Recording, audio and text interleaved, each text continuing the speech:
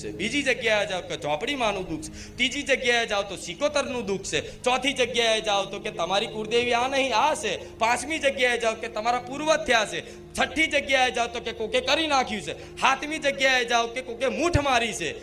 Mono કોનું તમે? કોનું મોનો?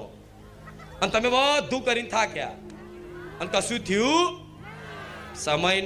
સમયની બરબાદી થઈ, પૈસાનું પોણી થયું અને માનસિક તમે પરેશાન થયા, વેમમાં મરી ગયા.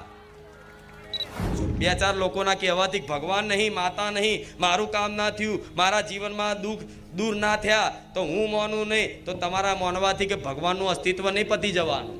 પણ હું માતા એવું કહીશ કે પરિસ્થિતિ બદલવાની જરૂર નહીં. પરિસ્થિતિ જેમ છે એમ એવી પરિસ્થિતિ રહીને તે ભગવાનનું નામ મુખે ચાલુ કરી દો. આપે રૂપે બહારની પરિસ્થિતિ અને અંતર આત્માની પરિસ્થિતિ ના બદલાઈ જાત. મારું નામ રામવારી મેલડી નહીં. રૂપિયાથી તમે બહારની પરિસ્થિતિ હરખી સેટ કરી દેશો, પૈસા આવી જશે તો તમે એક બે ચાર ઘર લઈ લેશો, ગાડી લઈ લેશો, દોરા લઈ લેશો, બધું લઈ લેશો. પણ જે ચિંતાઓ છે, ચિંતાઓનો નાશ નહીં થાય પૈસાથી. થશે?